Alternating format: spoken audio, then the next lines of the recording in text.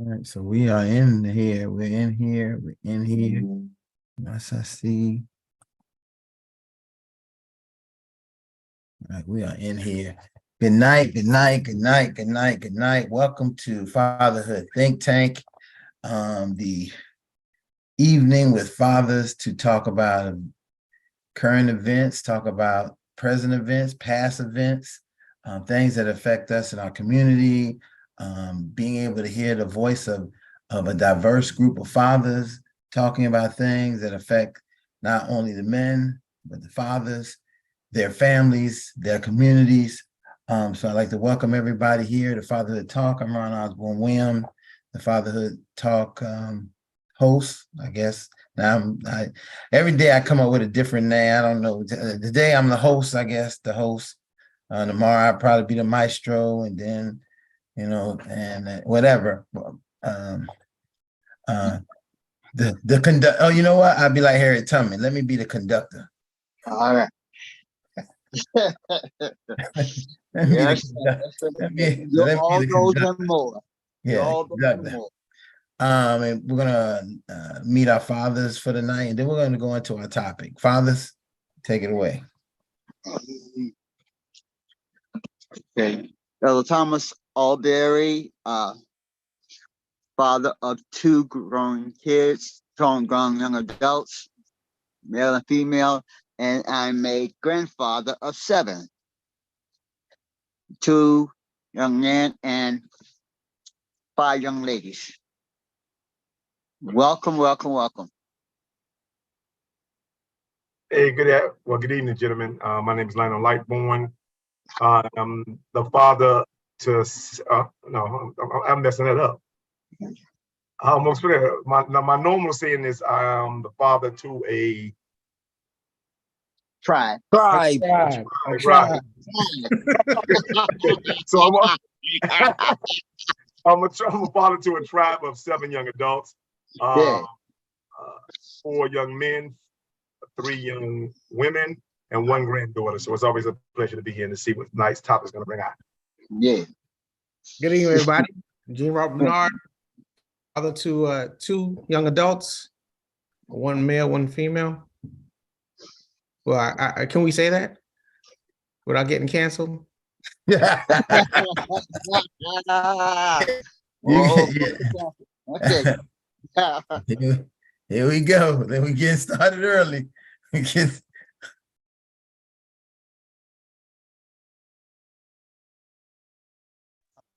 Colorado. All right, who else? Who else is in the house? We got Jay and Stan, and I guess they can introduce themselves when they get the time.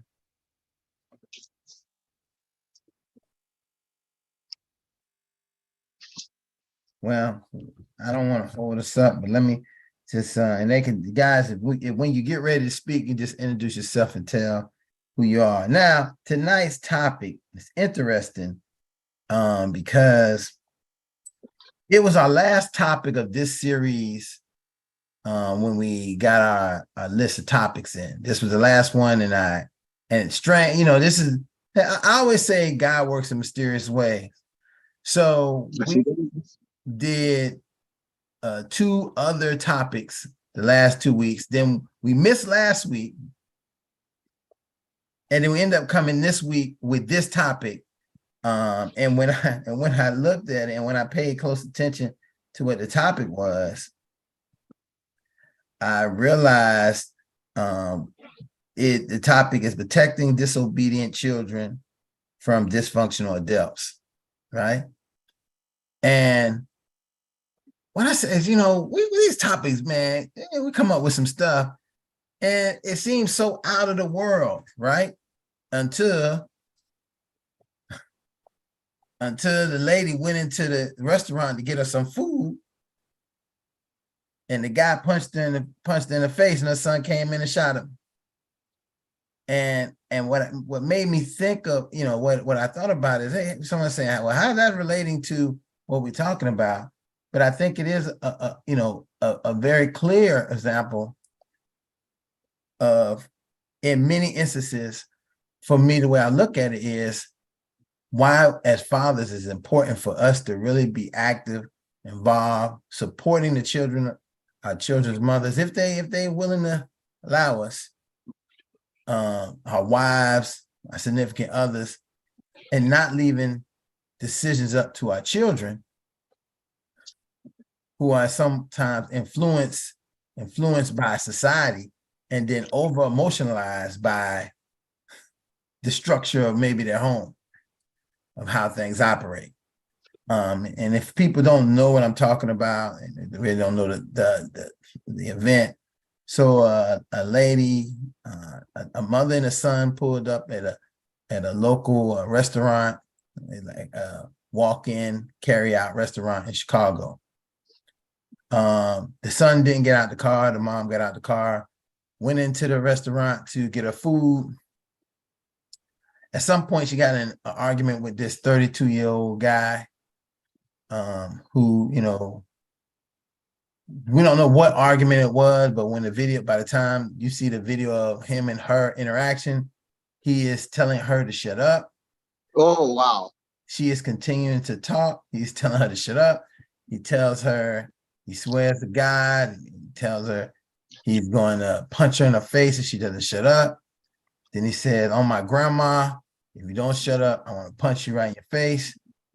During this time, the lady is texting her son to come and bring her registered firearm. So the firearm that she has is registered. She's telling her son to bring her the registered firearm. That's probably the reason why she was not shutting up or not backing down from this man who was being aggressive, with obviously a perfect stranger. And so he proceeded. The son came into the restaurant, and they show you the video, initial video. They show the mom and son coming up to the restaurant, the mom getting out, and then the son showing up at the door of the restaurant. You see the mom and the man arguing, and then you see the son pull the gun out, but you don't see the new video that I seen today, where you hear the guy literally punch the woman 3 to 4 times in the face, literally, like, Oh, woo. like she was a grown man, and then the son pulled the gun out and shot him, as you can see, and then they left. And then they left the restaurant and got in their car and went on about their business. Then they turned themselves in. Gotta remember, Rod, he shot him in the back twice. He shot the guy in the back twice. That's what kind of made everything the issue. Not to interrupt your conversation. Right. That's a good point. Hey, listen, that's a great. He shot the guy in the back twice because the guy was literally, and we could say the guy's focusing on the mom, and you can know this because in the video that I seen today, the dude was still punching the mom when the son shot. Because you see him still punching and you hear the shots, and then everybody scattered, and then the video cut off because they probably don't want, whoever had the video wanted to cut that part off. And then they black and white or what? Oh, these black people, the black people in the black community and at the Asian restaurant, so it's a normal thing. So black on black crime? Well, yeah, black on black, yeah. Okay. And so they were as we know that the story that they were both prosecuted for second degree or first degree murder or something. But since then, those charges have been dropped on them. And I think, a lot of times people will make an arrest, and then later, after they get more of the facts, they let people go. But for us, they make an arrest. I say for us, they make Yeah. For other people, sometimes they don't make an arrest first. They wait until they got the evidence to arrest them.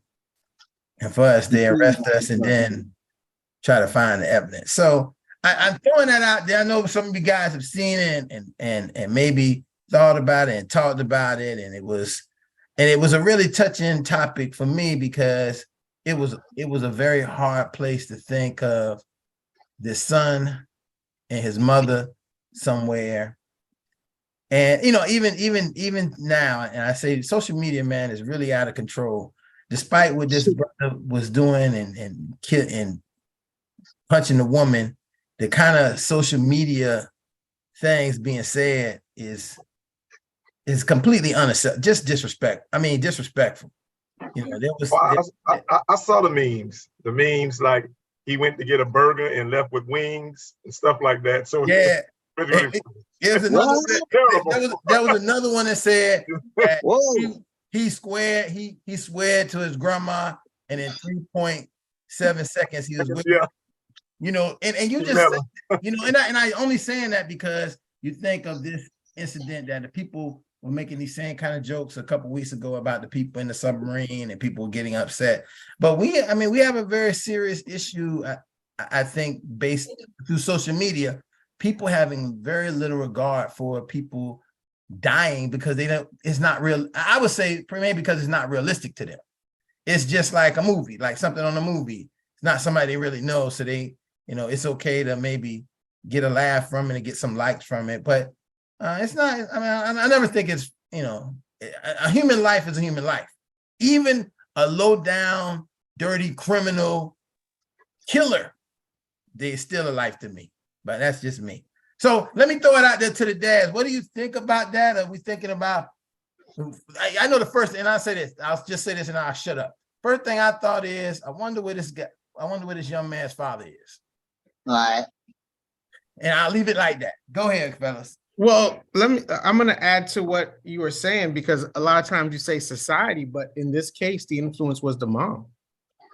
And the lack of a father. So that was an influence too. So you have both parents influencing. A lot of times we sit here and we talk and we say, if you're an engaged father, you're influencing. If you're not engaged, you're still influencing, because the lack of your presence is going to leave an imprint on that child.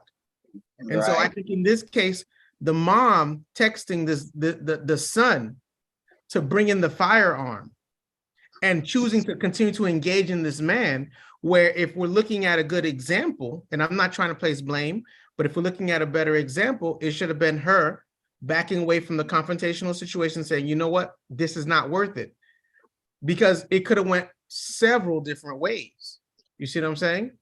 And if they hit an innocent bystander or something like that, it would have been a different story that we're talking about. I'm not justifying what the man did, because the man also has a job not to engage into the foolishness of what's going on. There's nothing that's that important where you have to stand your ground over fast food.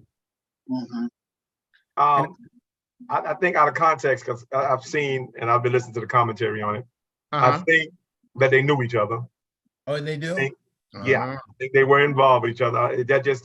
That wasn't no normal conversation you see in the, you can see that what they call the interpersonal, they knew each other. And so, and then you can also see on the outside in the parking lot before they enter the restaurant, there's an interaction going on with mom and son before they actually go into the restaurant. And so it's almost like, and to be honest with you, and that's what makes it look premeditated. It's because it looked like it was almost set up to a certain point that they spot, XYZ in there, my ex in there, whoever it is. The guy could have been staying with her. But the thing about people dropping charges, I mean, they could drop the charge today, find evidence and actually recharge them tomorrow. So, and unless they're acquitted by a jury, anything new come out in this situation or their loss of life will actually get them recharged. But from the look of things, those two knew each other for something from some kind of interpersonal. I could be wrong, but from the look of things, I've seen a lot of interactions similar to this, where it might have went south for the man or the woman. So, but again, that's the dangers of, and it's not so much. And to your point, Elder, that's not a black on black issue. That was a domestic issue. Yeah. And so, with that being domestic, and anybody will tell you the most dangerous altercation to get into or to stay out of. That's a good way to put that. The most dangerous altercation to get into or to stay out of is a domestic altercation. And I think Exhibit A would be what happened in Walmart up in Oakland Park a few months ago. And so with that particular situation, where things becomes sticking to the topic of protecting disobedient children from dysfunctional adults, if that scenario is true about her and the guy having some type of relationship or past relationship where they might have broken up, whatever case may be, then it becomes dysfunctional, because chances are that guy hit her in public, he was already hitting her in private. So that makes him dysfunctional. And if she was, and she's willing to bring her son into something, into a situation where he would have to kill or even be killed, then that would make her dysfunctional. The victim of dysfunction would be that particular child, because the child should never be put in either situation where, be it a mother would bring an abusive man around her child or over her child head, and vice versa, that a mother would have to put her son in a predicament to have to take a life. And so that's where I kind of part ways of or better yet, try to apply what it is to protect disobedient children from dysfunctional adults. Now, in this particular case, I wouldn't, and any licensed firearm person would tell you not to arm your child. Right. You would never give your child, so that's dysfunctional within itself. And her training would actually, what does not absolve her of putting a pistol in the hand of a child. And so, but now that child instinctively, if I was that child, I would have done the same thing, particularly that young man seeing some man beat a woman, my mom like that, or my mom, my sister, my whoever, you know, that would be an instinctive response from me, particularly as a man, but, or as a boy. But I think the most traumatized person in that whole situation is that young man, that teenager. So I'm not sure how they're going to move forward on it. This will play out in over time. But again, this is one of those cases you would probably have to watch. But again, we're going to talk about so many different scenarios about protecting disobedience, the disobedient children from dysfunctional adults. And I think a great example of that would be R. Kelly, but I'll get into that next comment.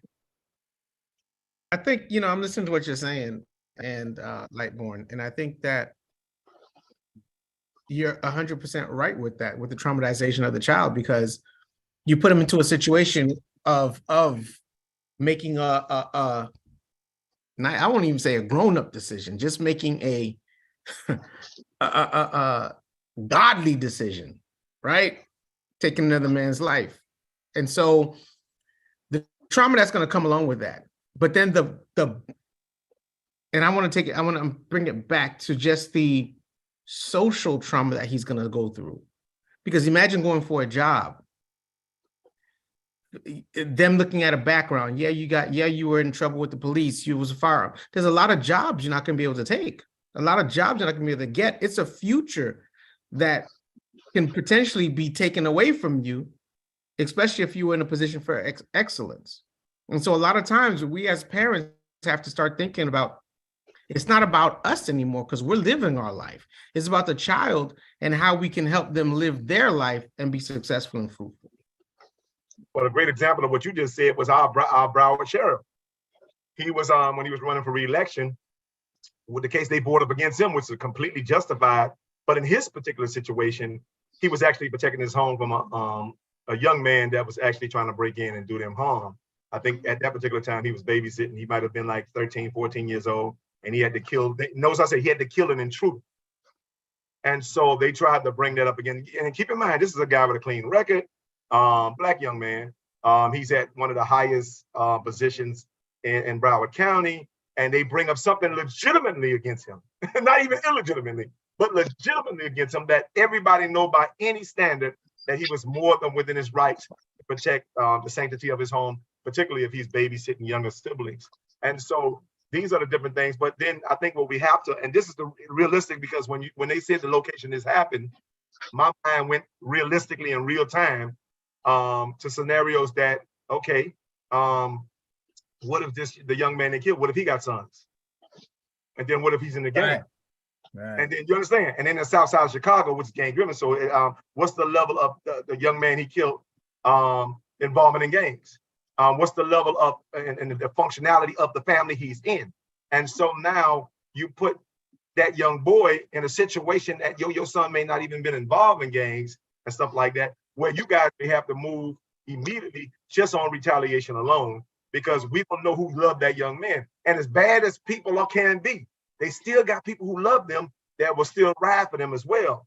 And so that's why is we joking around and playing different games like that? I'm like, there's a reality, and particularly in Chicago, that he can be retaliated or he can be killed just on retaliation alone, depending on if that particular young man had people who love him, be it family or friends. And so they don't care. And of course, obviously, if 3-year-olds are getting shot, I'm pretty sure they don't have no problem killing a 14. Well, that's the age of the group that be shooting and killing. So definitely that without it, and like when you bring up a really valid point that, you know, we talk a little bit, and I think Gene, you touched on this. Our society sometimes sets some of the standards. So that standard of, and I think if you think 15, I'll say 20 years ago, you know, I'll just say 20 years ago. You think a mother is going to tell her son 20 years ago to get my gun and come and bring the gun in here? Because no, they're not, because we would listen. I don't know if people think about this. In a lot of Black movies, most of the Black movies, where you got these sons, you got two sons, one is good, one is bad. This, you know what the story is? That one of them had to kill the daddy, and one took the poetic not poetic justice. Jason Lyrics. Jason Lyrics. It's a lot of them movies and a lot of themes of I had to end up killing my dad. That these people always had to kill their dad. But the part we look at in the movie don't realize is what happened to them afterwards. Like Gene point out, you have to live with that, and that's not something that people, I think, we take it very like, oh, it don't matter. I'm thinking about protecting myself. But even the police officers, because I did some investigation. When the police officers kill somebody, most of them, unless they just psychopaths, are not the same. Sometimes when they shoot people, they're not the same. And you can, if you don't believe it, ask people who come back from war who had to kill people. They tell you they're not the same. They're not. They're not. You're right. Hey, Ron, I want to definitely give a shout out and acknowledge somebody who just came online. I think it's him. Hey, Art Trammell, if you're on there, just say hello, man, and I'm glad you was able to join. This is one of my my mentors, one of my great friends, man. He really was. He was like instrumental in getting me from gangster to gentleman. So if you're on there, just introduce yourselves. Well, good afternoon, gentlemen. I'm not sure if you can hear me well. We hear you perfectly. Welcome, my brother. Okay, well, thank y'all for inviting me. I mean, I missed a couple of sessions. I've still been getting the invites, and I had the opportunity, and I got the invite tonight, so I figured I would step in and just take opportunity and listen to see how you guys are doing, and just follow the lead of Mr. Lightborn, who, yeah, definitely. I mean, he always, makes those mention of how much I affected his life, but, equally, we did a lot for a lot of people. And I think that just the interaction between the both of us built our characters and our families to a great deal. So I thank him a lot for everything that he's done and continues to do. And especially for opportunities like this where I can, still build on interaction with people, because, every day we wake up, we're interacting with somebody, whether it's that, teenager in Dunkin' Donuts or somebody, at the job. So we always have to be prepared to make good decisions and keep everything moving forward, especially when it comes to people that look like us. So I thank you guys for having me. I'm gonna just sit back and listen for a while and jump in when I can and just try to make a home of it. So I appreciate everybody who's on and thank you very much. Absolutely. Hey man, you're welcome. And don't sit back too long. We need to I already know you got some good words, and just jump in there when you see the spot, man. We're talking about some serious stuff that's affecting our community, affecting our families. So before you go on, Ron, I was hoping Artemis said something that I found to be very interesting. And a lot of times it brings me to like the father-child relationship. And I'm paralleling it because he said, and Lightborn did say, this is one of my mentors who took me from one stage in my life to the other. But Artemis also said it was the influence of how he changed that made him become different. So, and I think that's the one thing when you're looking at your kids and you're thinking about your relationship and paralleling those relationships to the children, Oftentimes when we start to put things into our kids and we watch them evolve, it evolves us too. Yeah. And it puts us in a situation where you don't want to do anything that's going to taint what you see growing in front of you. And so it puts you into a different perspective on how it is that I'm going to handle myself and how I'm going to behave in order for me to continuously be able to say certain things without being the person that says, do what I say, not what I do. So you change your character in order for you to say, hey, you know what? Because of you, I'll never do this. And I want you to follow in my footsteps because you should never do it either. And oftentimes you have to understand that one, you know, like they say, iron sharpens iron, and your kids can be that iron that sharpens you. And you make a really good point, Gene. I mean, this is probably one of the biggest things that I work on and talk about and experience myself. This idea of being a man and still learning from your father. And I think a lot of times we believe that you can only learn as a child. No, you can continue to learn. And the part that is so ideal and important is you are a man that your father can learn from you. So is it an opportunity for fathers to heal fathers, for children to heal their fathers? Because if I grow up and be a certain kind of man and my father wasn't, but my father really feels like I want to be a part, he feels like, well, I have to make a change to be a part of this person's life. And I'm going to do that. And I'm going to be in this place because I want to look, I can do it now. It doesn't make up, and I have to say this all the time, it doesn't make up for the loss and the time you didn't have with your father, but it's a powerful transference of manhood from you to your father.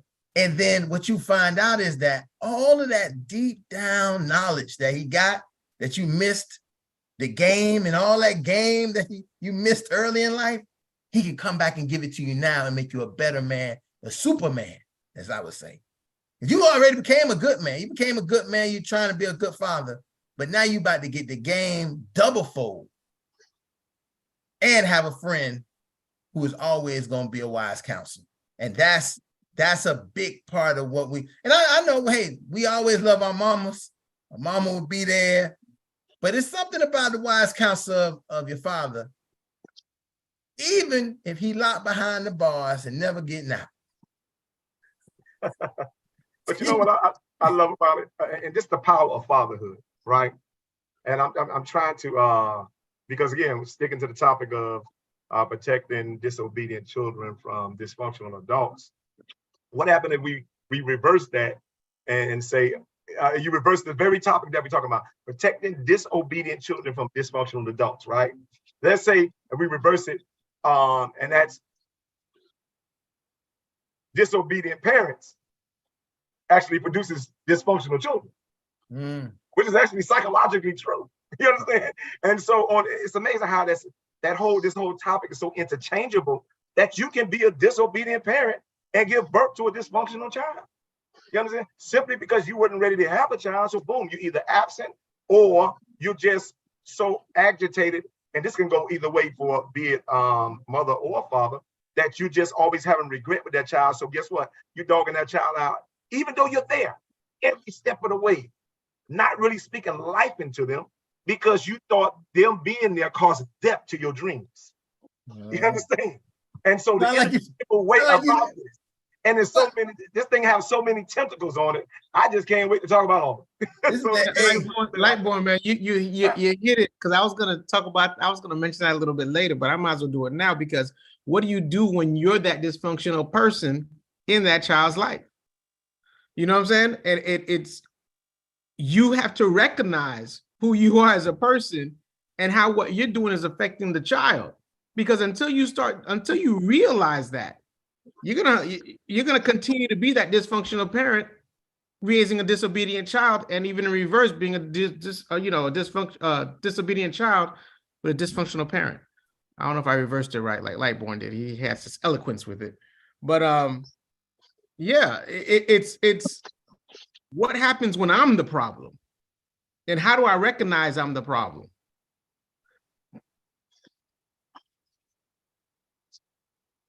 Well, you know, and Gene, I think the only way you can find, and this is why children don't really need their fathers. Fathers need their children, because our children can show us that we was the problem. You know, you know, we might not get, listen, you think about younger kids when you're around them and you see their behaviors and things they do. I use this Tupac's quote all the time. I watched my child show me a part of me that wasn't ever shady, because children operate in a world of, this is what I know. I'm just doing what I know how to do. And then when we see them do something that's out of that, we realize that that is us. You know, them lying to us, right? That's us. We being aggressive, stealing something, that's us. And we do it so sometimes we don't recognize that the kids are learning. Listen, great example. You know, they get opportunity to get a free meal. But the kid gotta be either a certain age, whatever. We go to the restaurant and say, oh, you this age, so we can get the free meal for the kid. But then when he go and do the same thing in school, we better light him up. He learned that from us. He said, you know, he ain't gonna say, Mom and Dad, it was okay when we was gonna get that free meal. Why it ain't okay for me to now? But you know what, Ron, you guys can hear me? Because I feel like I'm blinking on camera or something. Y'all blinking, but we hear you. Okay, good. Don't worry about it. You don't have to see me, just hear me. So I think very wise, I heard something very wise said, that a smart person learn from his mistake, a wise person learn from the mistakes of others. Now, there's a particular scripture that comes up in the Bible. It is a father-child or father-son scripture that comes up in the Bible that's going to blow your mind. Most people don't. I had to learn it on my own, just on my own study. And that's, it was one of the guys in the Bible you would want to be, which preceded Christ, which is one of the characters, Enoch, right? Yeah, yes. Enoch, so Enoch is in the Bible. I mean, the guy walked uprightly, which means this kid was a really good kid. It ain't till I researched his daddy. Right. I'm like, what the? You know who Enoch daddy is? Mm-hmm. Yeah. Cain, the one who slew Cain, who killed his brother Abel. Mm-hmm. So I'm like, what the? I mean, I'm like, wait a minute. Cain is Enoch's daddy, which is strange, because it's like your son becoming a circuit court judge or federal judge, but your daddy is one of the biggest killers in the streets. And then it dawned on me that when the guy said that a smart person, a smart person learns from his own mistakes, but a wise person learns from the mistakes of others. When it comes to children of dysfunctional adults, and I've seen it all the time, I've seen some of the most successful people come from some of the most unsuccessful situations. And in that particular situations where because I said, you've never really been raised by a dysfunctional adult, because if you understand the nuances of being raised by what they call a dysfunctional adult, then you understand over time how to turn embarrassment into empowerment. And then that's what happened with Enoch, because you got to remember, every time Enoch probably showed up with his father, he was known as, oh man, that's that killer. Man, your daddy a killer. Your daddy killed his own brother. So imagine being raised with that dysfunctional reputation to the point that evolved you to the point to say, you know what? As a child of a dysfunctional parent, I'm not going to let that dysfunction make me dysfunctional. I'm going to transcend above that dysfunction. And this is where the power of choice come in at, because even dysfunctional parents don't want their children to be dysfunctional. I knew a whole lot of big dope dealers in the street that didn't want that for their child, and raised their child and let them know, I bet not never catch you doing this. And so that's the dynamics that we got to stop thinking. And Ron, me and you, we've been dealing with fatherhood long enough to understand when men say, and I think it's one of the greatest illuminations when men say, my child saved my life. I can say it. My children saved my life. And so to understand how something may have, just because something started dysfunction, don't mean that it have to end dysfunction. Right. Well, And so that's all I have to say on that. well, I just wanted to jump in, but if I could,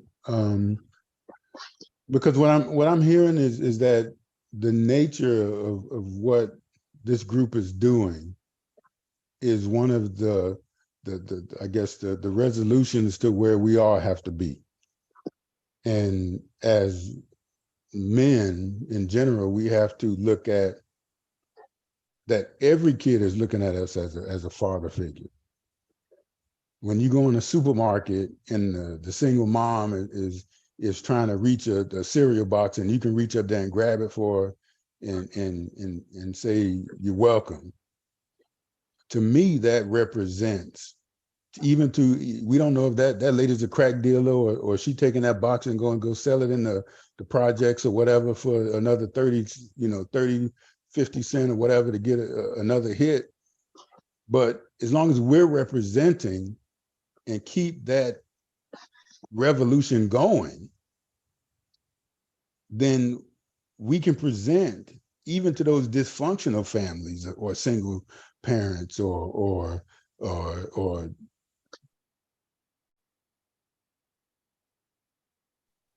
we can still represent that to people who don't have the opportunity to even, because we don't know the experiences. We don't know how, you grew up or how your household was or the great benefits you might have had or the great, the defaults that you might have had. So as men, especially as Black men, as we've grown and I guess in God and in education and in community, we have to make sure that everywhere we go and teach that each man everywhere he goes has to represent that family and that fellowship that's going to show, even for a day or hour or a minute, even for that time period, that there are good men out there and there is good families and there are people that can represent all of those things that goes back to, like you said, to that initial decision. It's always going to be a personal decision. We can teach what we want, but people become individuals. And once they understand their story, then they take privilege of that and they move that story forward. But when they have good examples of those stories or represent the story well, then they can move forward from that.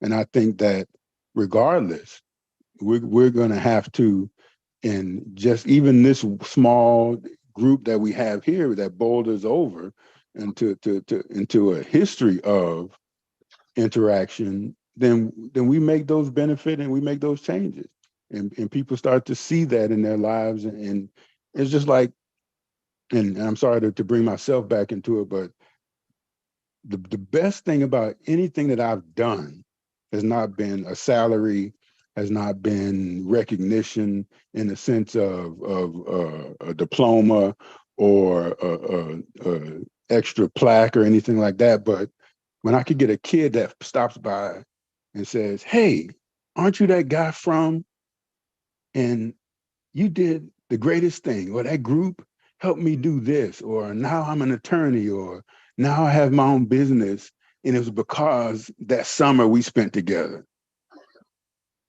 And those are the benefits that I've retracted in my life in regards to success. And you know what, you hit something right on the head about the idea of, and I say this all the time, when I wasn't a father, I did things that that I believe that my father should have done and would have done. Before I was a father, I was in heavy big brothers, big sisters, boys and girls club, mentor groups, just because I thought that, because I wasn't a father, I am a successful man, and I have come through some of the same hard times that some of them came through, and I received some of that same mentoring. See, that's the other part. I received some of it, and I know that if I received it and I'm better for it, I can help somebody else be better for it. But also the part I'm going to stay steadfast on this. What it gave to me to work with those kids was way more than whatever I could have been doing with them. You know, this idea to be able to remind myself of being humble and remind myself of that I'm not too far from where anybody is, not the kid, and the hope that these kids will use me as a springboard to be 10 times greater than me and upheld our race and upheld our standard as a community.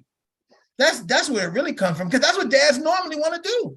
Dads want their kids to be better than them and say, this is the legacy that I built from our community, from my kids.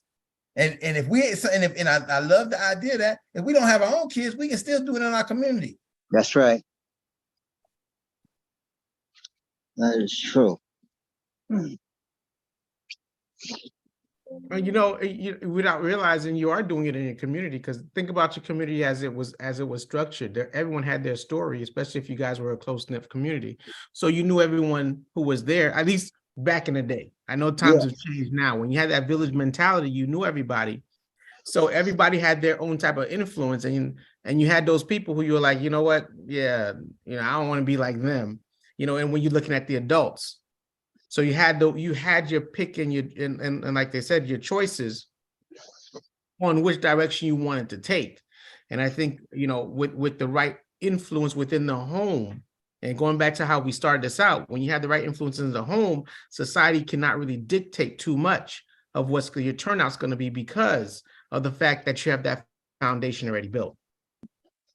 You know, it's funny that you were saying that, Gene, because I overheard a conversation either last night or yesterday in reference to Martin Luther King, and he in the later part of his life, closer to the end of his life, he realized and said to himself, he had been fighting for this equality for us, right?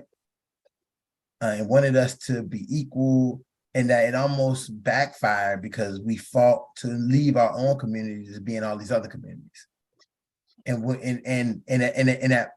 that was, and it resonated with me so much, because the idea is, if we just would have fought more just for the equality, not that we want to go to your community, we want you to bring this stuff to our community. We don't want to live what you live at. We just want to make sure the trash people come to pick up our trash, just like they pick up every other place.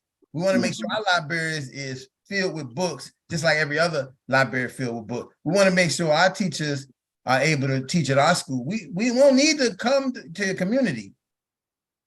We just want the ducats to be distributed equally. And sometimes the idea of it was to move to where these people was, to get this equality, but I think that was part of the problem. We probably didn't need to move to where they were, because when we did, we lost us. We lost living next to the judge. We lost living next to the plumber. We lost living next to the pimp. We lost living next to the doctor. We lost that in our community, where then it left the people who can move from the community to live where other people live. And then left. Right, and I'm gonna tell you this, because I've had this discussion a few times with a few of my associates. That's a misinformation, and here's why. The equality, there's no equity without equality, and so, and now we're just talking facts. So you can't have equity without equality. What you're talking about is equity. I agree. But the equality is very necessary, because you need equal protection under the law. And so what's the use? I mean, because let's put it like this. Let me give you a great example of equity without equality, because Martin Luther King, you know, I kind of like shared that sentiment, what you just spoke about, until I had to go do my own study to realize, like, that is the stupidest thing I ever heard in my life. And here's why. Because again, no equity without equality, that's number one. Number two, if you want to see a demonstration of equity without equality, all you have to do is look at Rosewood and Oklahoma. Yeah. That's the results of equity. Those are factual examples. So for some idiot with that misinformation, or we could have did this, I'm like, listen, what we did was still our choice, and we still could have done it. And so if we decided upon ourselves, because I'm like, listen, what they've done was necessary. You understand? Even if it wasn't nice, it was extremely necessary for us to have that equal protection under the law, where the National Guard will move on our behalf as opposed to against our behalf. But I don't like people, and this is where, and a lot of our heroes, and I'm going to be honest with you, the difference between dying or being assassinated with successions and being assassinated or dying with suggestions. And I can never put a person with suggestions up against a person with successions. That's not even a good, you can't even argue it. Because I'm like, you just died wanting something. This man died working something. And so I couldn't even entertain that discussion no more. And that's why I had to bring that back. I'm like, man, let's just talk about the facts. You understand? And you got a lot of people coming up with their ideology, you understand, off of the liberties that this man died for. And then want to just disregard it, saying, oh, what we could have done. I'm like, listen, just what we could have done has nothing, and is not no indictment on what he did. You understand? And so we have to clear that up every time we hear that's misinformation for the sake of being affiliated with some of our own ignorant ass people. Excuse my language. But you gotta, you know, like when I hear what you're saying, but you gotta understand by from what I get from what Ron is saying, is the fact that when you leave the community, right? And trust me, I understand the thing of equity and equality. But when you leave your community, right, and you don't build it up, can you ever really say you're gonna get the equality? Because for me to leave where I am, I'm just one person in a new experience, right? But until I bring enough people up with me for that experience, there's still no equality. There's acceptance. And when there's too many of me, it's hard to accept us then. Because now I got to put the bar a little bit further so too many of me can't make it again. You see what I'm saying? And so I think that is where people are chasing, rather than building it where you are, you're chasing it somewhere else. I don't know if I'm explaining myself, but that's what I get from what Ron is saying. And I'm not against what Ron is saying. Ron got the same heart I got, so he's just talking to an idiot. But so what I will say is this. I mean, there's too many. I'm talking about recent history historians, and I ain't even got to start with Barack Obama. I can start in my own city with the Wilkie G. Ferguson courthouse. You understand? That's what equality does. And the Gwen Cherries. That's what equality does in the Liberty cities and the overtowns. You understand? We've had that. Now, the acquisition was there. You understand? Slavery only represents acquisition. The maintenance is there. This is why your communities look the same way they look. As a matter of fact, we've had the most Black politicians and representations since equality. As a matter of fact, you won't get the Black representation you had without equality. And so we've had the most Black elected officials. We had the expansions of HBCUs, et cetera, et cetera. Now, guess what? If we're bad managers, no matter in what generation, you understand? That's not a civil rights issue. You understand? That's a consciousness issue and a reunification issue that needs to happen amongst our people. But what the civil rights did was close to the perfect and God ordained as we're going to ever get. And we benefit even on this Zoom from what they did. So I couldn't even have a criticism about what they did, especially what they had to do it with, because they had nothing to do it with. After I just finished watching, I guess I'm on my soapbox because I just finished watching Thurgood Marshall movie or something, Sunday or something. But you know what? But I make sure I want to be accountable if we're going to have these different debates and arguments about what the civil rights really was and who they were about. And I think a lot of time it get unfairly unjust because people are used to coming at the good people as opposed to the negative. I'm like, if you're going to talk about people, talk about the people who didn't do nothing. And usually the people who didn't do nothing, you can't really identify anyway. You understand? So we just got to go with the good people that we can attack. And that's normally what happens to good people in society. That's probably why they're so quiet. Well, let me say that I don't think that any of what was said about Martin Luther King was an attack. It was just a revelation. It was almost the same revelation that Malcolm X made after he went to Mecca. That, you know, just the idea of what I was working on was right on point But and I use this example, the best thing. You know, Abraham Lincoln asked Frederick Douglass, his good friend and pal, the only black man he knew personally. He asked him, hey, you know, I was thinking about, and this is written in the book, that I was thinking about after this, allotting land for you to go to a certain place and whatever.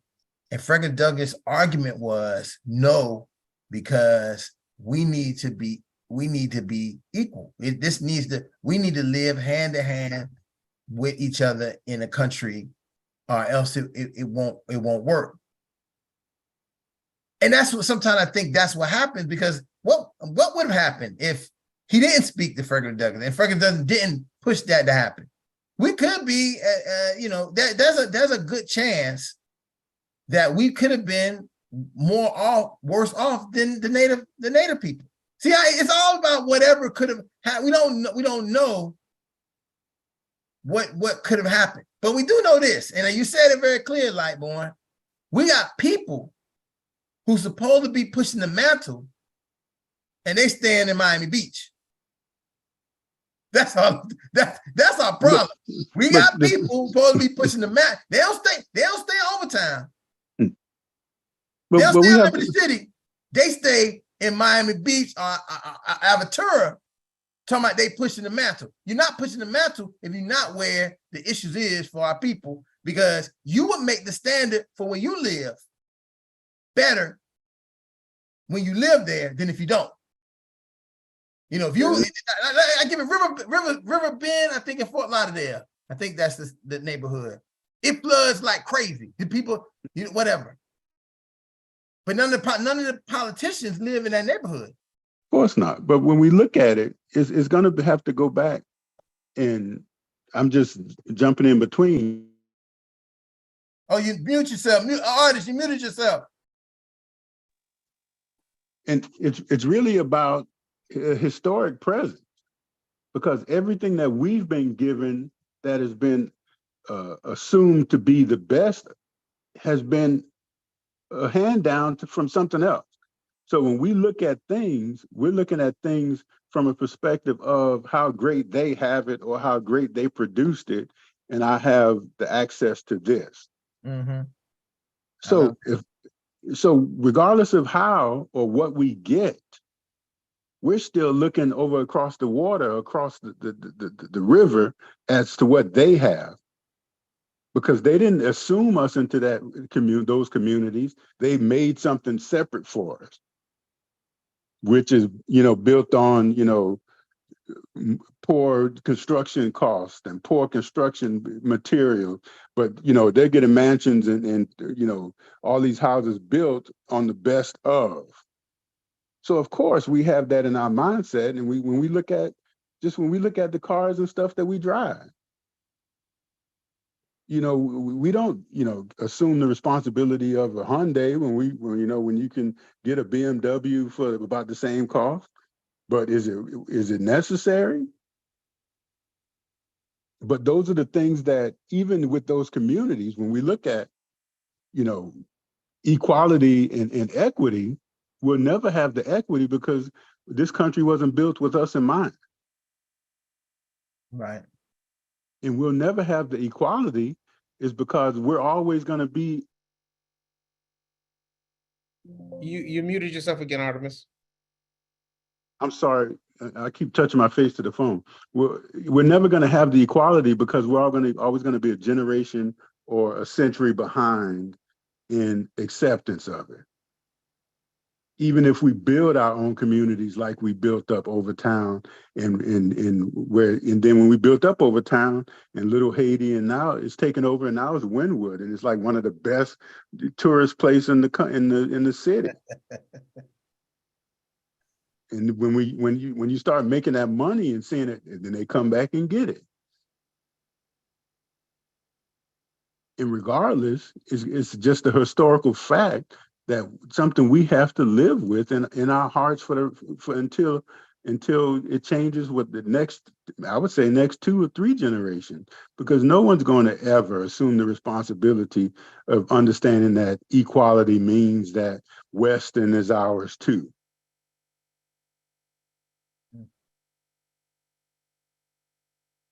And that's a great point. Yes, it was. But do we? But you know what? Hey, you honestly, you say, Artemis, you say something that is so real. But do we want Western? You know, listen. Do we want? there's always raining and lightning in West. I'm Yeah. going to give you a great point about that. You say we say Wynwood, right, is the booming place, right? Right around the corner. I used to hang out. My friends used to stay right over there in the projects. I used to go over their house all the time. We had barbecues, all kinds. There was nothing over there. We didn't even walk around. That neighborhood, you know, people was like, oh, you over there? Oh my God, right? Just imagine if it was us to be able to build up Westwood like that. Just us, not nobody else. Because we was already there. Mm-hmm. You know, it was already there. They just put some money into it, put some things into it, and say, oh, this is the hot spot. And that's the part of that. That's the part of the equality thing that is the problem. And we're forever secondary or tertiary when even if it comes to even in the city of Miami, and we became tertiary when it came to Hispanic. Come on. But that's the thing. And now we're talking about dysfunctional. But again, remember, protecting dysfunctional, when you're talking about this, protecting dysfunctional children from those disobedient children from dysfunctional adults. But then you got to understand a dysfunctional democracy. So now we're talking about a dysfunctional democracy, and you got to protect the whole thing. and it's perfect because it points back to that. So everybody have to take their share of being accountable or their share of blame of what create these particular situations of dysfunction and inequality and inequity is actually one of the if not the major dysfunctions for the society that we live in. So nobody, and particularly nobody in the minority community, can really fully own their dysfunction without actually giving the credit to the very system that makes them and actually keeps them dysfunction. So I totally wholeheartedly agree with what you said, Optimus. All right. And you know what? I think also when you're looking at that and you start looking at society and the dysfunction, you have to start thinking about how a culture is ahead of its time. And I think a lot of things that we as a Black culture, we're ahead of our times. Because when you look at it, for the example of Wynwood, you walk down Wynwood, what do you see? Graffiti on all the walls. When you were kids doing the graffiti on the walls, you got arrested. You got to put, there was consequences to doing it, but now it's art. And so I think you have to start looking at the cultivation of what your kids do as something that they're ahead of their time, rather than boxing them in and saying it is dysfunctional. Because sometimes it's society has to catch up to where we are versus us trying to be where society is, if that makes sense. Hey, good evening, Brian Persons. I know you're gonna jump in there, and I'm gonna throw a name out there for you, Brian. Plus, you probably know his name too. But which is back to your point, what you just said, J-Rob. We have it's a very famous artist, right, in Overtown. This guy was like borderline homeless, blah blah blah. But this guy, he used to paint on the streets, and everybody remember him from painting on the streets. Now his paintings go for millions. I'm talking about painting on the corners in Overtown, and his paintings literally starts at hundreds of thousands, go for millions. I'm talking about eyewitness seeing this guy painting. The guy name was, I think his name was Purvis Jones or Purvis something. Brian, you probably know more than I do about it. But I know his first name is Purvis. I think he passed on. But guess what? I don't know. I think they have a trust or a legacy or foundation set up for Purvis. But this guy every day used to just paint among us. It's like having our own Black Picasso right in the heart of Overtown. I'd seen him every day and never knew that his artwork would turn in and be bid for like hundreds. Starting price at hundreds of thousands and the millions of dollars. And so that's a great example to just give you, the build up of what you just said, J-Rob. Go ahead, Brian.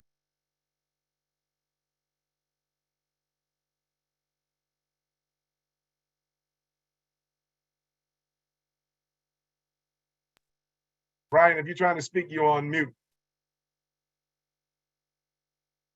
Look like he froze too.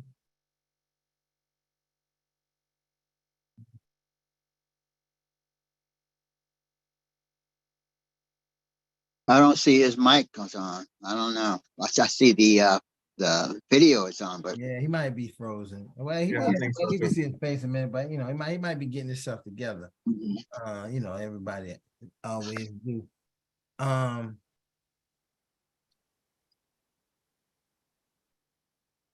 You know, it's so interesting, this conversation, because we started with something happening in the community with us. And now we're at a point in how we change everything in our community. This is the involvement of these fatherhood think tank conversations. They don't go down the hole, they branch like a tree. And so when you leave here, you don't say, oh, well, I'm in one hole. You say it's so many places to go from this conversation. It's so many points of view that I could add. I mean, some of the things we've heard thus far this night was, hey, some very good ideas for us to think about how, you know, we can, in our own personal change. And I think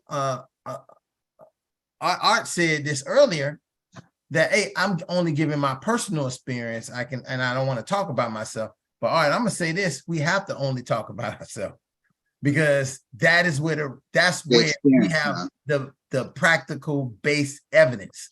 Our experiences is not hearsay, is not statistics, is not, you know, third person, it's first person evidential case study type of work, that this is what has happened and how it happened with me as a father, as a man, in this community and with things going on. So I always will, you know, say it's rich to be able to hear new fathers talk about the topics we're talking about. You know, I mean, I love to hear Lightborn and Gene all the time, but I know some of what I know. And we at some point when you're with some people, when you're on a team, you know how they're gonna shoot the ball, you know if they're gonna pass, you know. This is when you get those free agents to come. Who can shoot them threes from the halfway court. That's how we know what's really popping. So Yeah, I saw the thing. I think it is Purvis Young. But yeah, Brian, you good now? Take off your mute. You're still on mute on your microphone. Yeah, I'm here. All right, there you are. Oh, come on. So that tonight, hey, so Brian, just to catch you up to speed, tonight's topic is protecting disobedient children from dysfunctional adults. That's a nice topic, and a lot of different things was brought up. I think Art brought up something very key on how as men we have the accountability to do that, and not just for the child, but also starting extending that empowerment to the mother. When he made the analogy of the mother being in the store with the child, and the mother may ask, she couldn't reach something at the top shelf, and we took it upon ourselves to help her get it down. Some cases with her accent, some cases without her accent. But the impression they may have on the child at that particular moment and that particular experience. But I wanted to say something to Art when it comes to our own personal experience, and it speaks to when we talk about equality and equity, that if we don't value our own experience, you understand, then we'll continue to be the experiment. And so that's the difference between the experience, value experience, and becoming an experiment, because all an experiment is a devalued experience. You understand? So we can never devalue our experience. Everything we do count. And if it's proven to change a life, you understand, then it becomes evidence-based. And so we have to, I think we can move away from letting people trying to create their own evidence base for our communities, and because we deny our own experiences and letting them bring their experiences as if their experience actually works for us. And we have to start saying, you know what? No, we got our own experiences and we have our own results, because guess what? X amount of, if not hundreds and thousands of people have graduated, young people have graduated from school based on what every man on here have done. I can even say it's about, I can touch 100 lives right now that I was responsible for graduating from school, and even some men buying homes. You understand? Just because I was aggravated. You understand? And I was excited that I had the opportunity to buy me one. And so just like, you know, like a blabbermouth, and I call that good gossip, is the fact that I was like, man, listen, if I can do it, you can do it. And so we to really value our experience, we got to have that, if I can do it, you can do it mindset, to where even if a person don't look like they're in a position to do it and they don't believe in themselves to do it, that's how one of the ways how we can turn and protect disobedience from dysfunctional adults. And I think most of us have done this out of training or just out of ethics, where we may have to, not have to because we want to, be men to treat a woman who may see herself as a hoe, as a hero, and to let her know every man didn't treat you that way. You understand? And so when you, and especially if you're a parent, and so we have the accountability to say, no, we're not gonna, and not saying we have to use the words, but the treatment alone could change that woman from a hoe to a hero, for the lack of a better term. And so when we start to treat, and this is where equality come in, when you start to treat people like they value, then they start to live more valuable. If that makes any sense. But then, I mean, go ahead, Brian. I'm just recapping. Well, yeah, I know, man, and I'm sorry, but it goes back to the fundamentals are fundamental. And when fundamentals have been removed, it takes a whole different type of effort to bring those things back. What should be day-to-day, everyday life has now become a structured, set up game plan.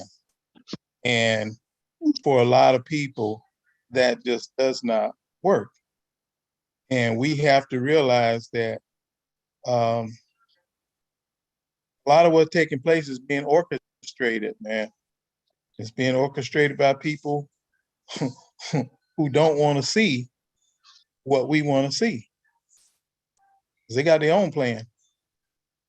And our plan contradicts their plan.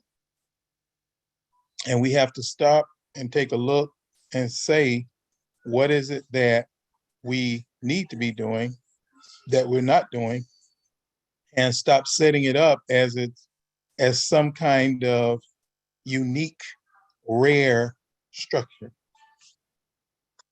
It's got to be a daily way of life, daily. And nobody should have to come and continue to talk about it as if it takes this special type of this or this special type of that. I learned a lot, man, when I was younger. One of my first jobs was I worked at a canine training center, dogs, okay? Dogs. And I said, you know what? Dogs didn't have to take any classes dogs don't have to take classes to teach their kids. They don't have to go to therapy sessions. They do what their nature directs them to do. And we have allowed somebody else to orchestrate what we think is our nature. And they are calling the shots. True. When I was in elementary school, I'm going back to Coleman Elementary in Pompano years ago. You bring up Brian. They used to have these teachers that would come in and talk about the Bible. Can you hear me? Yes. And talk about the Bible. And I'm sitting there listening, and then she goes, it was a white lady, she goes around and asks different kids what they want to be when they grow up. And one of the things I when it was up to me, I said, I want to be a lawyer. She turned around and looked at me, a lawyer. Do you know there won't be any lawyers in heaven? Hmm. That thing stuck with me through school, but then I find out that that was not true. But she actually, the words out of her mouth, teaching me about the Bible, teaching us about the Bible, but then she brings up that there won't be any lawyers in heaven because lawyers lie.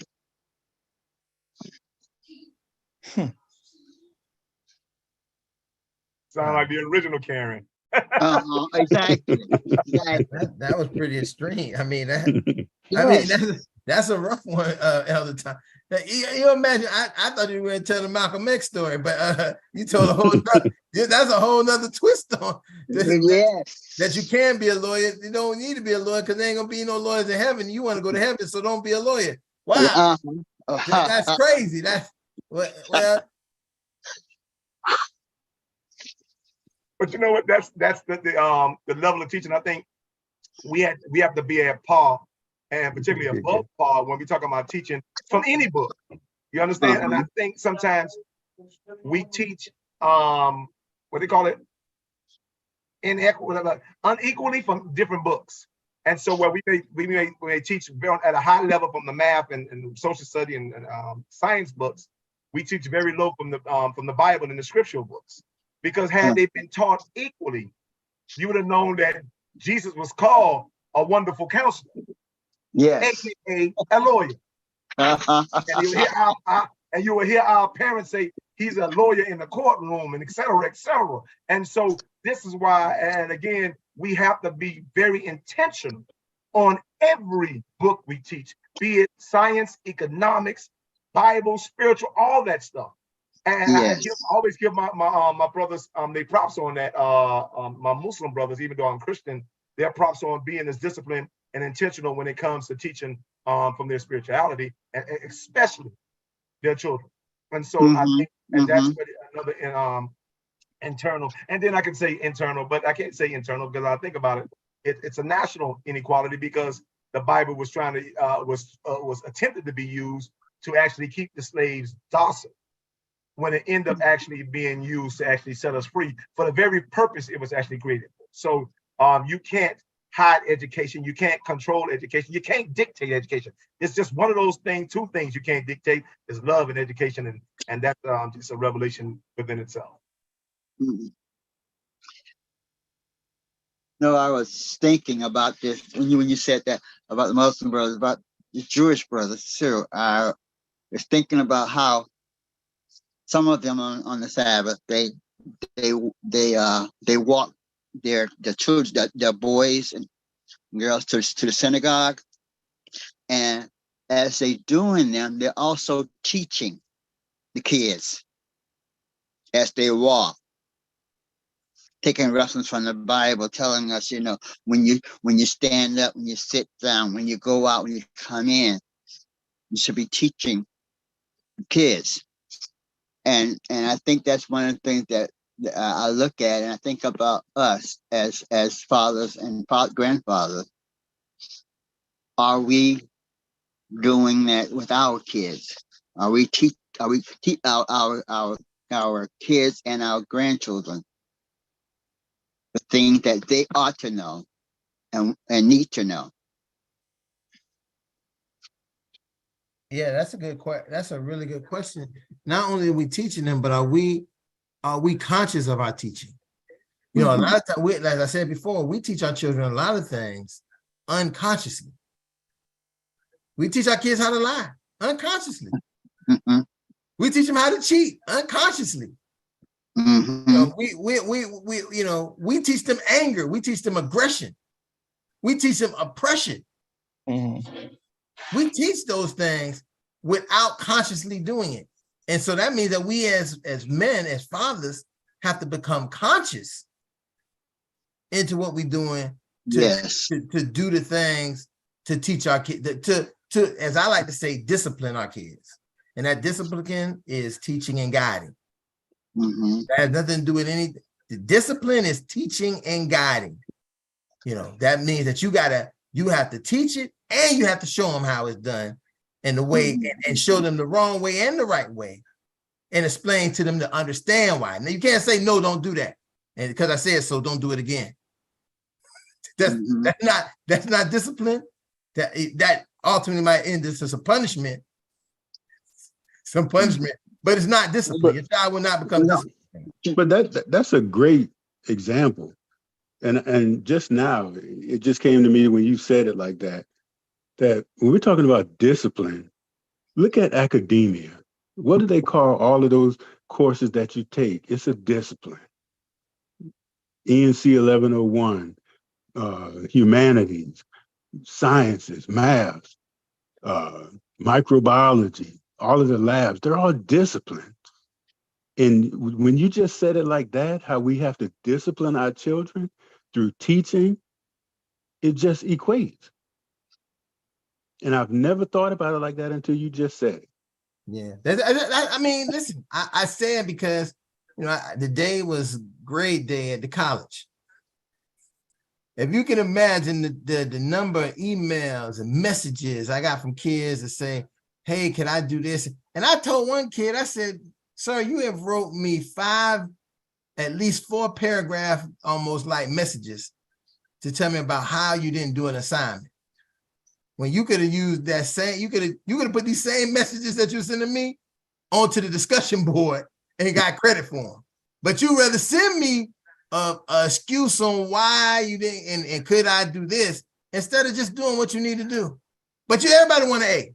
When we have also told we got to get back to our old-fashioned work value. I was talking to an interviewer yesterday, and they was asking me, you know, what was one of my most important things, and I said that I just believe in hard work. Period. I still believe in being 2 times better than everybody else. Mm-hmm. And the only way I'm gonna be that way is to work harder. And sometimes that means working smarter. Working smarter, yeah. Harder don't mean that I'm about to burn myself. It's just I'm gonna use my brain and work smarter. And when we're able to do that, we're able to be successful and move ahead. But and this is, you know, then I had a conversation with the dean, and she was telling me, oh, you know, I haven't had any problems with you, but I have a lot of problems with a lot of professors. I said, hey, listen, they can't listen. These kids ain't have no problem with me because I give them every chance that I can. But I also understand that they are in situations where they don't have discipline. Everything is like we see in our society, reactive. When the grade come out on the day before the end of the class and you see you got a D, now you reactive. Oh, I got a D? You know you have a D. Maybe they don't know they have a D. Because you know what? I have to also remember, and I'm very mindful that these kids have a lot more things going on. We're talking about a nice, you know, we're talking about Broward College, that's community college, people are kind of living, commuting, whatever. They got a lot of other stuff going on a lot of times. And so we have to, and as a professor, I am very mindful of trying to teach discipline, but also understanding that many of our kids don't have any discipline. Mm-hmm. And they've been enabled from a system who will do exactly that. Just, we'll just pass you along. We'll just give you, just write your name on a piece of paper and we'll take that as the exam. Brother McCray. How you doing? How you doing this evening, brothers? I apologize for coming in late. You was here early. I made the decision to spend time with my sons. I spend Tuesdays from 7 to 8 with my 2 sons, and I was about to ditch them, but I said no. I got to talk to these guys.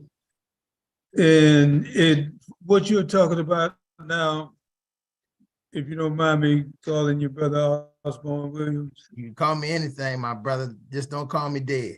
We were talking about discipline. But we were talking about discipline from a biblical standpoint. Because Sunday, we meet on the last Sunday in the month also. We were talking about the disciplines that we need to have in order to be solid as men of God. And I gave them the information that they have seen work in my life. As fathers, discipline begins with them seeing it in us. Yeah, starts at home. Okay, if you see me reading the Bible every time you turn around, I want you to know I do that because that's how important it is to my life. I want you to see that it's important to my life so you can say, I see my dad used to be this way and now he's that way. And that's the reason I want to do that too. So that's what got the discussion going tonight, because my oldest son, he was in the meeting Sunday. He said, Dad, what are those disciplines that you were talking about Sunday? And then I began to repeat the discipline so the youngest son would know what we was talking about. And I just wanted to share that because you're talking about discipline and having to learn myself that discipline is not always punitive. Okay, discipline is molding and shaping. I want to mold my son or my daughter to be this way. Then they got to know the disciplines that they need to practice, know and practice, so that they can be this way. Okay, so I just wanted to let you know that I really enjoyed. I'm divided. So you all pray for me, okay? But my sons, hopefully they'll come on. If you all don't mind, we'll come on for about the first 15 minutes and let them sit in, because neither my sons are not fathers. They don't have children. They married, but they don't have children. But my youngest son is a bail bondsman.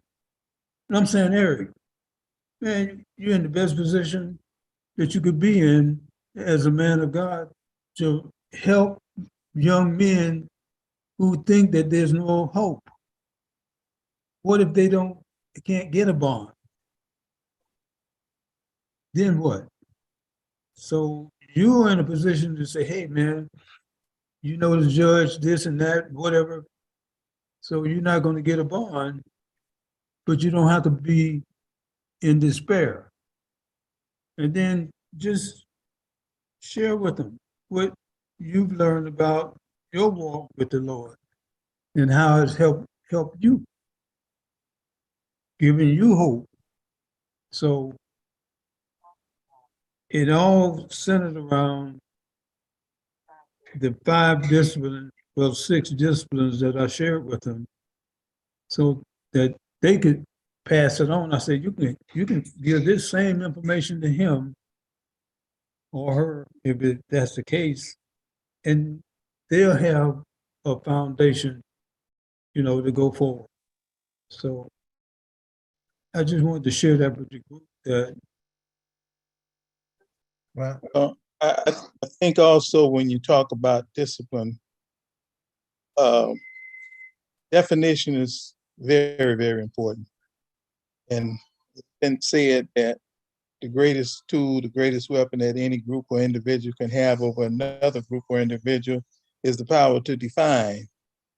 And when I think about terms sometimes that we use, discipline and things like that, I see discipline more as an example than a structure.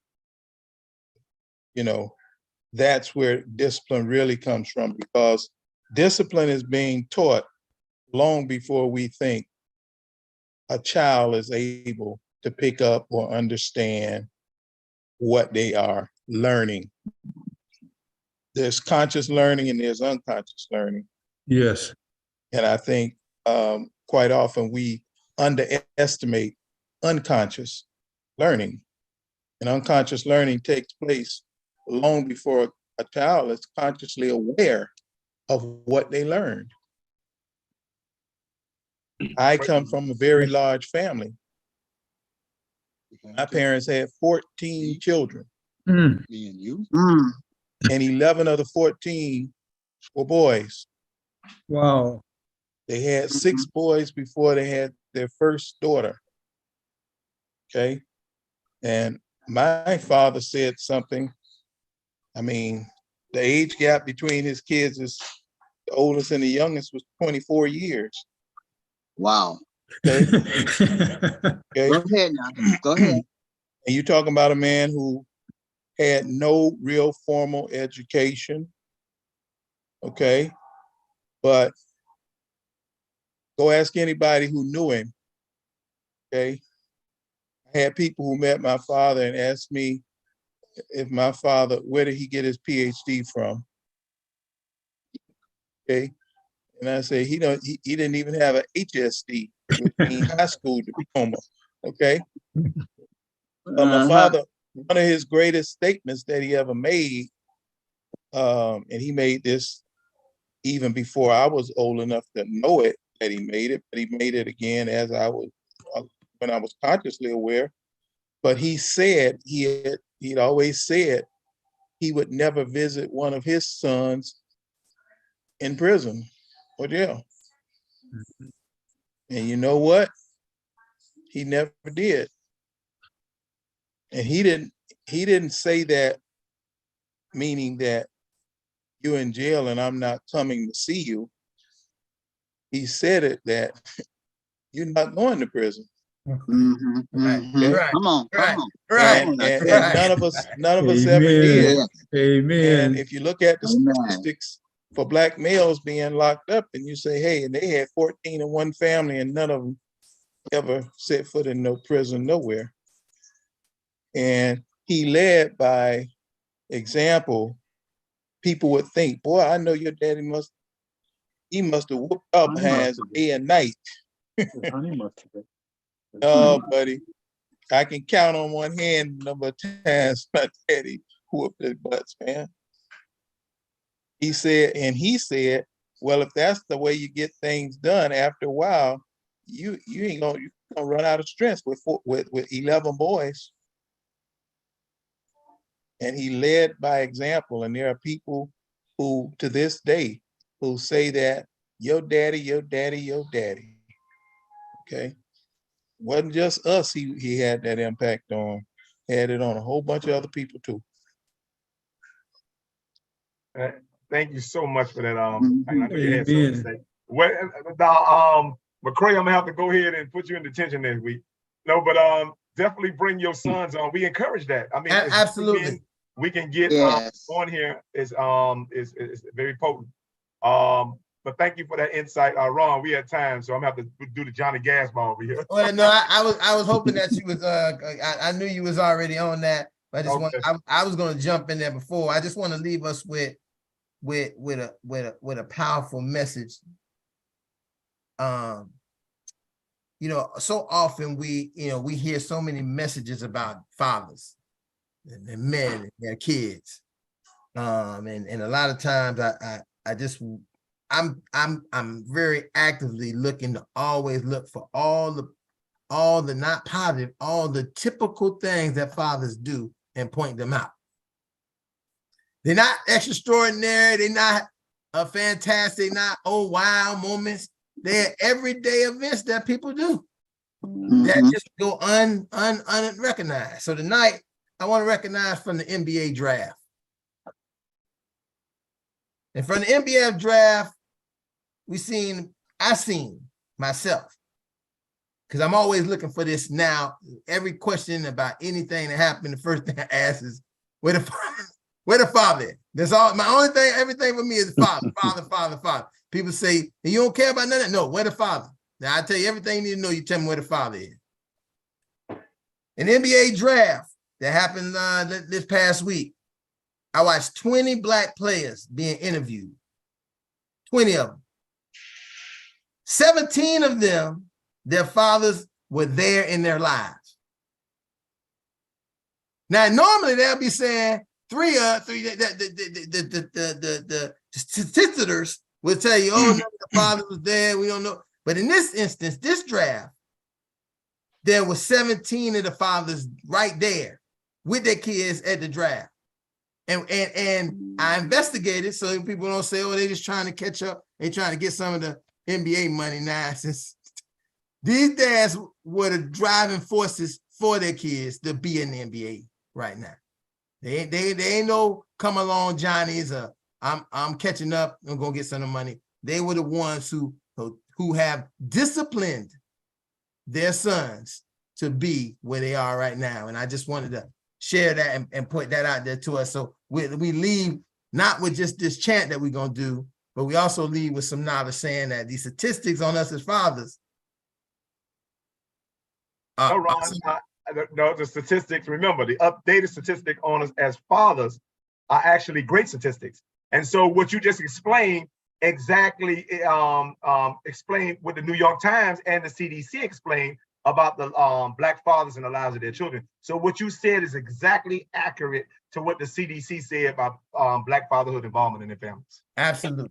With that being said, hey, Brother McCray, would you bless us out of here tonight? Okay. Thank you. Lord God and merciful Father, we just praise you and we glorify you, Lord. We thank you for your love, your mercy, and your grace. We thank you for the love, the mercy, and the grace that you've shown towards us and bringing us thus far into the day, this special fellowship of Fathers for Fatherhood. Father, we are doing what you want us to do, and therefore we can expect blessings. Father, we pray for each man here. You know what the plan and the purpose is that you have for their lives and the lives of their children. We ask that you will continue to speak to us as we go about our day, the remainder of the day and into the week until we meet again. And we'll remember to give you the honor, the praise, and the glory and all that we think, say, and do. In Jesus' name, amen. Amen. Amen. Father, repeat after me. I am. I am. I am. I am. I am a man of honor. I am a man of honor. I say I am. I am. I am. I am. I am a man of courage. I am a man of courage. I say I am. I am. I am. I am. I am a man of respect. I am a man of respect. Fathers, come on now. I say that I am. I I am. say that you are. You are. I say that we are. We are. Champions,